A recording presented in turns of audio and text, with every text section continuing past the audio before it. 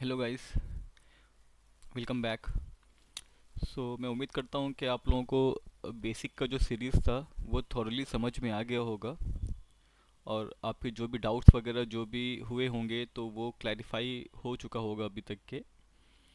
और मुझे उम्मीद है कि आप लोग को साथ में ही बेसिक का जो कंप्लीट हुआ उसके बाद अभी आप लोग को मार्केट का कम से कम तो थोड़ा बहुत बेटर अंडरस्टैंडिंग होगा एज़ कम्पेयर टू जब आपने एक ये कोर्स स्टार्ट किया था। उस टाइम पे जो आपका अंडरस्टैंडिंग था मार्केट की, जैसे छोटी छोटी चीज़ें जो टाइमिंग वगैरह क्या होती है और क्या मतलब कि जो कंपनी का इवेंट्स वगैरह होता है, तो इन सब का नॉलेज अगर पहले से नहीं होगा तो अब होपफुली बेसिक और स्टॉक मार्केट की सीरीज़ के बाद आपको आइडिया हो गया होगा कि कंपनी कितनी तरह की होती है, आईपीओ क्यों आती है, आईपीओ कैसे आती है। तो इन सब चीज़ों का आपको हाई लेवल पे आइडिया आ गया होगा।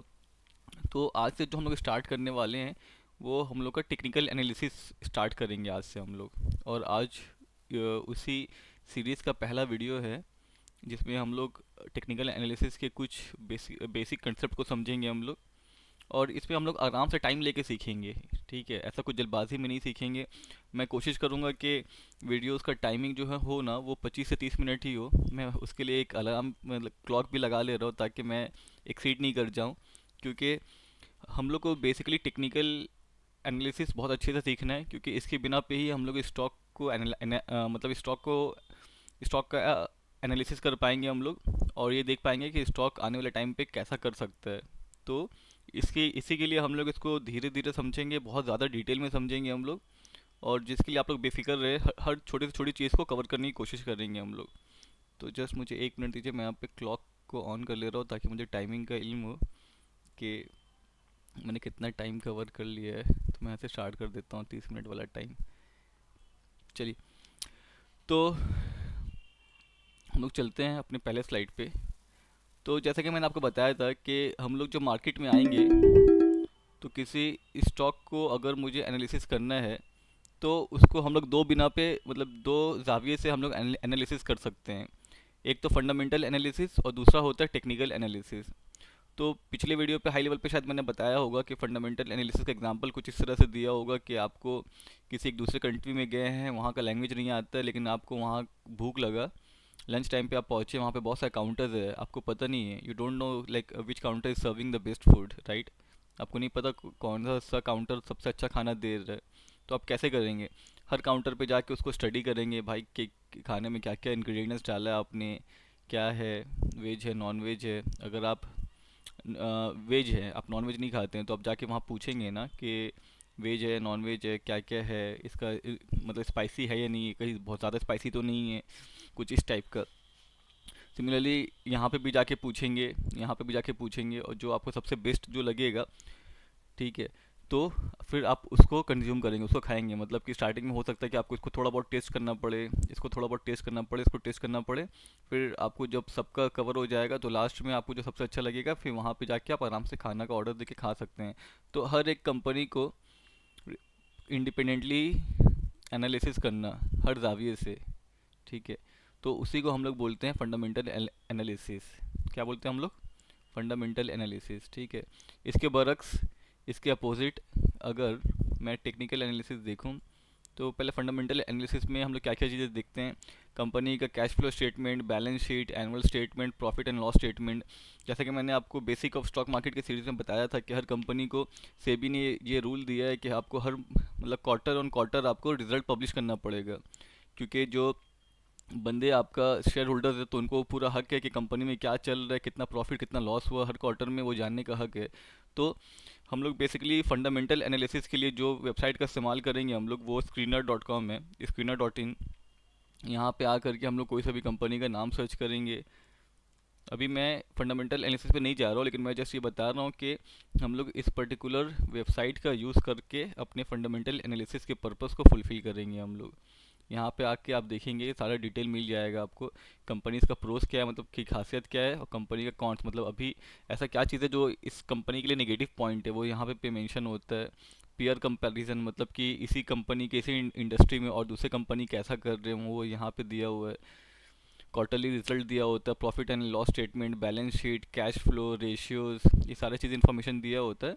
और ये कोर्स कंप्लीट होते होते तक आप लोग को हाई लेवल पे फंडामेंटल एनालिसिस कैसे किया जाता है वो भी समझ में आ जाएगा। लेकिन वो अभी इस पर्टिकुलर टॉपिक या इस वीडियो का कंसेप्ट में नहीं है वो, इसी के लिए हम लोग उसको अवॉइड कर रहे हैं। लेकिन आपको उम्मीद करता हूँ हाई लेवल पे समझ में आया होगा कि कंपनी का फंडामेंटल एनालिसिस क्या होता है। मतलब कंपनी को डिफरेंट जाविये से चेक करना कि वो कंपनी का प्रॉफिटेबिलिटी कैसा है, वो कंपनी सेल कैसा कर पा रहा है, ठीक है।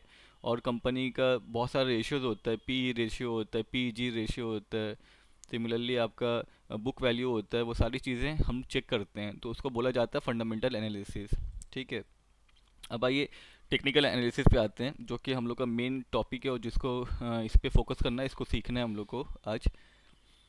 तो इसमें क्या होता है, जैसे पिछले वीडियो में बताया था हम लोगों ने कि क्या देखेंगे कि मैं मार्केट पार्टिसिपेंट को देख रहा हूँ कि ज़्यादा सप्लाई डिमांड कहाँ है, उस कंसेप्ट में कि ज़्यादा डिमांड कौन से खाने का है। तो मैं अज्यूम करूँगा कि हो ना हो ये खाने का टेस्ट अच्छा होगा या तो इसका प्राइस कम होगा, कुछ ना कुछ बात है, इसीलिए सबसे ज़्यादा भीड़ इसी में है। तो मैं यहाँ पे देख लिया कि इसका डिमांड बहुत ज़्यादा है, तो मैं डिमांड को अज्यूम करके मैं इसको ट्राई करने जाऊँगा। तो this sort of study is known as technical analysis. आप देख रहे हैं कि कौन सा स्टॉक का वैल्यू बढ़ने वाला है। अभी जैसे मान लिया जाए कि आपने यहाँ पे अक्सर देखा होगा ना, मैं जस्ट ना एक प्रैक्टिकल एग्जांपल दे रहा हूँ। हम लोग को मार्केट समझने के लिए बहुत टेक्निकल जानने की ज़रूरत नहीं है।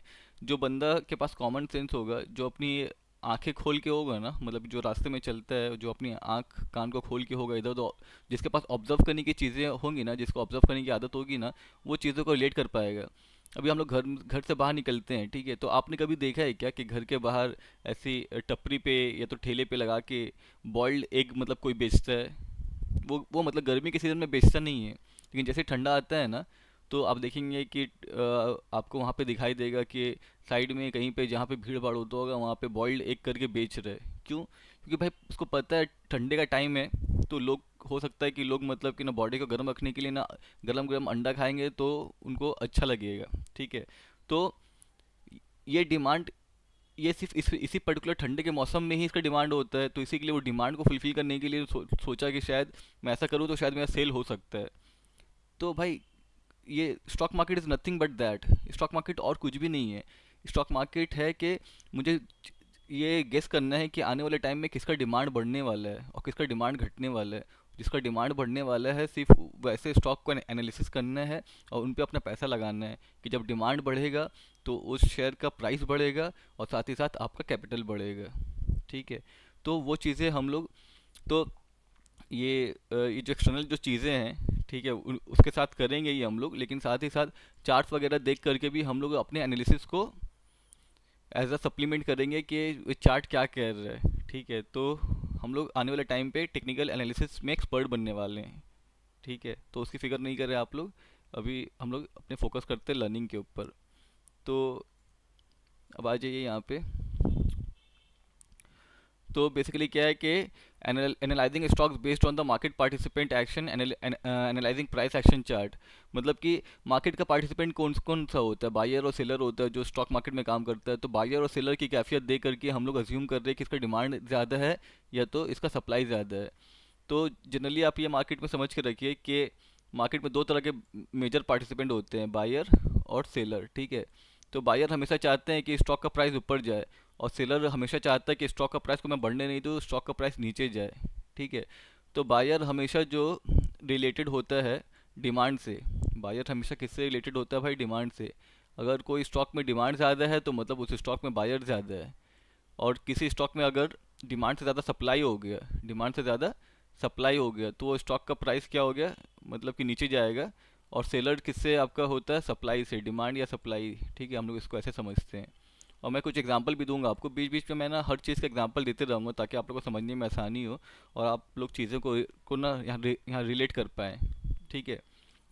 तो मान लिया जाए कि मैं एग्जांपल देता हूँ जो मुझे कोविड के टाइम में आँख के सामने दिखता था कि जब ना कोविड आया था तो हर किसी के पास ना यहाँ पे मास्क को मतलब ना मैंडेटरी कर दिया गया था।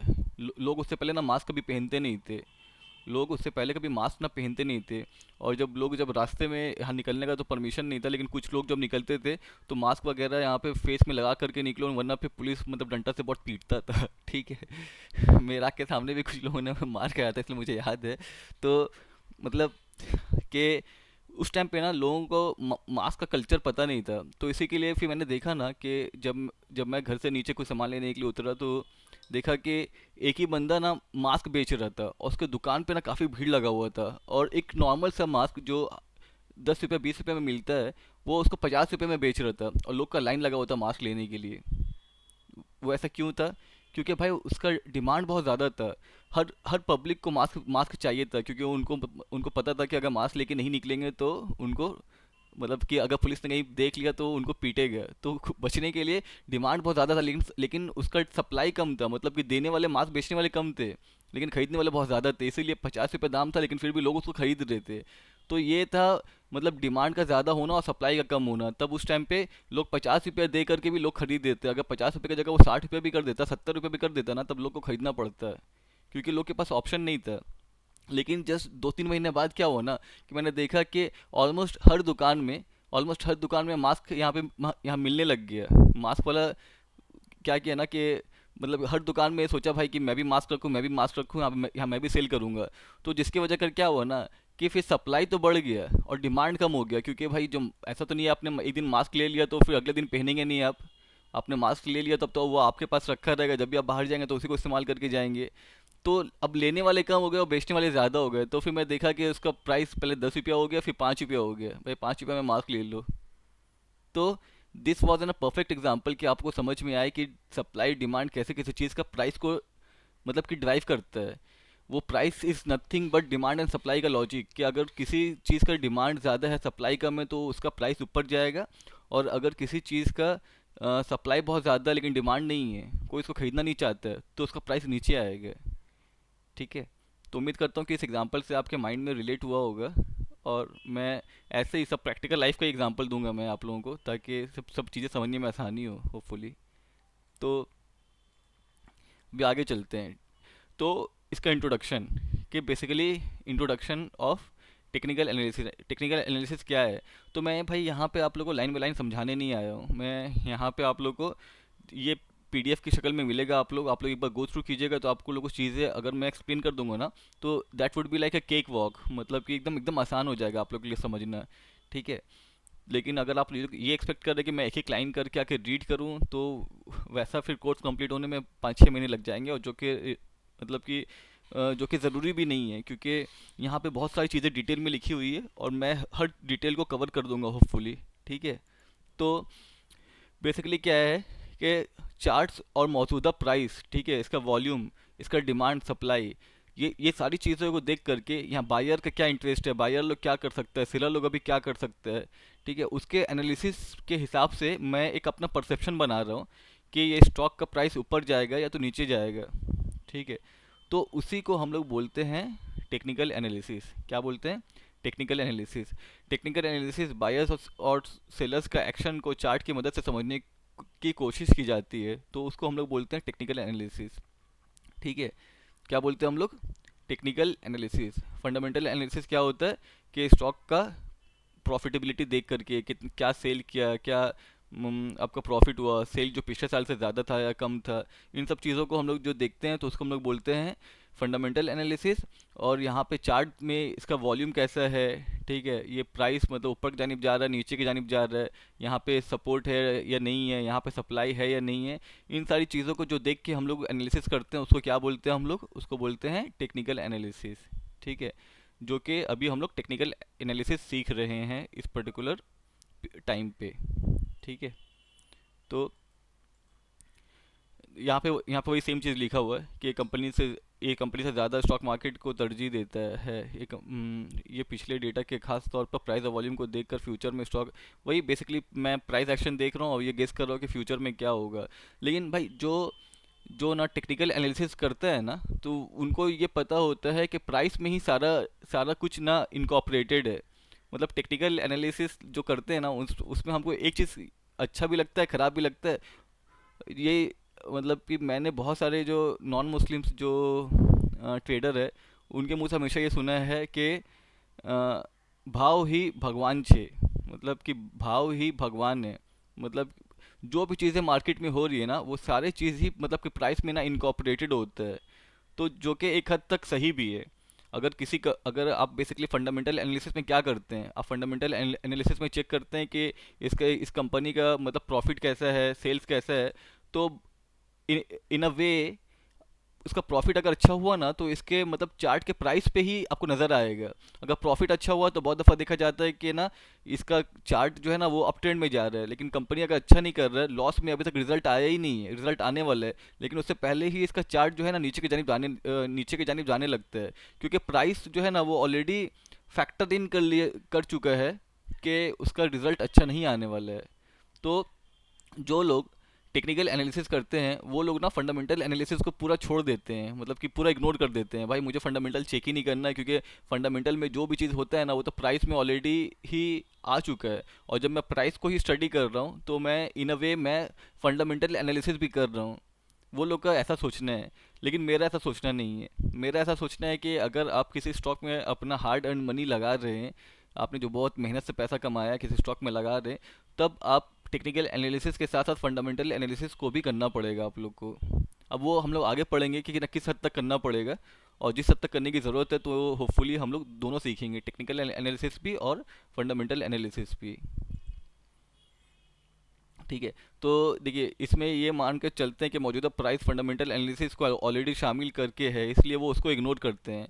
लेकिन हम लोग को इग्नोर नहीं करना है। हम लोग इन्वेस्टर के लिए ये बेहतरीन होता है कि वो फंडामेंटल और टेक्निकल दोनों का ही फ़ायदा उठाएं, उसके बाद ही इन्वेस्ट करें। तो हम लोग को ना इस तरह का हम लोग को इन्वेस्टर या ट्रेडर बनना है, जो कि फंडामेंटल और टेक्निकल दोनों को ही साथ में लेके चले। ठीक है। अभी आइए, अभी हम लोग टेक्निकल एनालिसिस में जो होता है क्या क्या कंपोनेंट्स है, हम लोग ना वो हाई लेवल पे एक बार नाम पढ़ ले रहे हैं हम लोग। ठीक है, जो हम लोग का टेक्निकल एनालिसिस का सिलेबस होने वाला है। तो जो टेक्निकल एनालिसिस पे काम करते हैं वो लोग को इन सब चीज़ों का इल्म होना चाहिए कि सबसे पहले तो मैं ट्रेंड को आइडेंटिफाई करूं कि कौन सा ट्रेंड चल रहा है, अप ट्रेंड है, डाउन ट्रेंड है, साइडवेज है या तो चॉपी मार्केट है। फिर उनको सपोर्ट रेजिस्टेंस का आइडिया होना चाहिए कि मैं सपोर्ट रेजिस्टेंस पे क्या होता है, सपोर्ट क्या होता है, रेजिस्टेंस क्या होता है, प्राइस जब सपोर्ट पे आता है तो कैसे रिएक्ट करता है, जब रेजिस्टेंस पे आता है तो कैसे रिएक्ट करता है। फिर आपका मूविंग एवरेज वगैरह कुछ इंडिकेटर्स देखेंगे हम लोग। फिर कैंडल स्टिक फिर देखेंगे, कैंडल स्टिक देखेंगे, प्राइस एक्शन। फिर हम लोग देखेंगे चार्ट पैटर्न्स देखेंगे और इंडिकेटर्स देखेंगे। तो इतनी सारी चीज़ों को मिला करके हम लोग ना किसी स्टॉक का टेक्निकल एनालिसिस करने की कोशिश करेंगे हम लोग। ठीक है। तो ये फंडामेंटल और टेक्निकल के बीच में फ़र्क, ये मुझे नहीं लगता कि आपको समझाने की ज़रूरत है, अब आप लोग को आइडिया आ ही गया होगा कि बेसिकली फंडामेंटल एनालिसिस में कंपनी का जो प्रॉफिटेबिलिटी चेक करते हैं हम लोग कि क्या सेल्स है, क्या ग्रोथ है, क्या ऑर्डर उसको मिला है, फ्यूचर में कितना ऑर्डर मिल सकता है, आने वाले टाइम पे कंपनी कितना ग्रोथ कर सकता है, जो जो प्रोडक्ट है उसका आने वाले टाइम पे कितना डिमांड रहेगा। जबकि टेक्निकल एनालिसिस में मैं चार्ट के थ्रू चेक करता हूँ कि चार्ट क्या कह रहा है। ठीक है। ये फंडामेंटल बेसिकली लॉन्ग टर्म के लिए किया जाता है और टेक्निकल शॉर्ट टर्म के लिए किया जाता है। अगर आप शॉर्ट टर्म के लिए कर रहे हैं, 1 महीने 2 महीने के लिए, 20 दिन 25 दिन, 1 3 महीने के लिए कर रहे हैं, तो उस केस में अगर आप फंडामेंटल नहीं देखें तब भी चलेगा। ऐसा तो नहीं होगा भाई कि 3 महीने में पूरा कंपनी का फंडामेंटल ही चेंज हो जाएगा, अभी कोई चीज़ डिमांड में नहीं है, 3 महीने में एकदम अचानक से इतना डिमांड आए कि सबको इस स्टॉक के पीछे भागने लगे, ऐसा नहीं होता है। लेकिन अगर आप लॉन्ग टर्म के लिए सोच रहे हैं, 4 साल 5 साल 10 साल के लिए, तब ऑब्वियस सी बात है हमको फंडामेंटल भी चेक करना पड़ेगा, है ना। अभी अ, तो बस इतना ही है, और ज़्यादा ज़्यादा डिटेल में नहीं जाते हैं, क्योंकि और ज़्यादा कुछ है नहीं, फंडामेंटल और टेक्निकल में फ़र्क क्या है। लेकिन अभी आप लोग के जहन में से बहुत लोगों का ये सवाल हो सकता है कि भाई कि किसको इंपॉर्टेंस देना है, फंडामेंटल को या तो टेक्निकल को। तो हम लोग दोनों को इक्वली इंपॉर्टेंस देंगे, हम लोग दोनों को इक्वली इंपॉर्टेंस देंगे। जब तक कि मैं मतलब कि टेक्निकल एनालिसिस में बहुत ज़्यादा एक्सपर्ट नहीं हो जाता हूँ, तब तक कि मैं दोनों ही देख करके क्या करूँगा, ट्रेड लूँगा। कंपनी का फंडामेंटल भी चेक करूँगा कि भाई फंडामेंटली कैसा कर रहा है कंपनी, और टेक्निकल एनालिसिस भी चेक करूँगा कि कंपनी टेक्निकली क्या कह रहा है मुझे। लेकिन अगर आप शॉर्ट टर्म के लिए कर रहे हैं, शॉर्ट टर्म या तो मीडियम टर्म के लिए आप ट्रेड कर रहे हैं, तब आपको 70% अहमियत इसको देना पड़ेगा और 30% अहमियत फंडामेंटल को देना पड़ेगा। लेकिन अगर आप लॉन्ग टर्म के लिए कर रहे हैं, तो ये रेशियो उल्टा हो जाएगा। 70% आपको इम्पोर्टेंस फंडामेंटल एनालिसिस को देना पड़ेगा, और 30% इम्पोर्टेंस आपको टेक्निकल एनालिसिस को देना पड़ेगा। ठीक है। तो मैं उम्मीद कर रहा हूँ कि आपको चीज़ें समझ में आ रही है। तो लेट मी क्लियर दिस।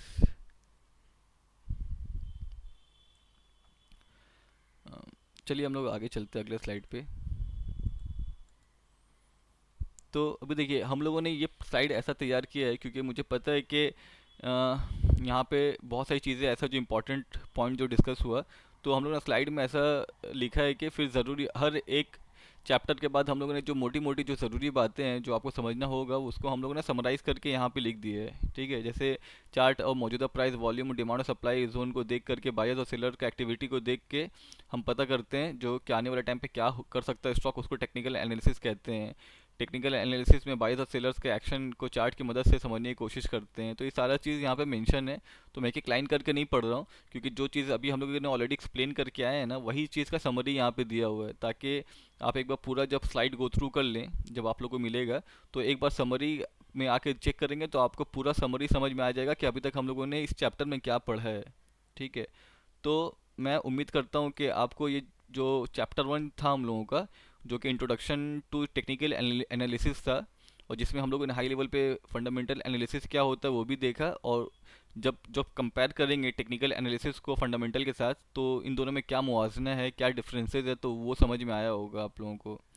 तो मैं आज के लिए सिर्फ फर्स्ट चैप्टर ही रखता हूँ क्योंकि मैं चैप्टर बाय चैप्टर लेके चलना चाहता हूँ कि एक एक दिन में एक ही चैप्टर कंप्लीट कर रहे हैं हम लोग, ताकि समझने में आसानी हो। तो होपफुली हम लोग अगले दिन चैप्टर 2 स्टार्ट करेंगे।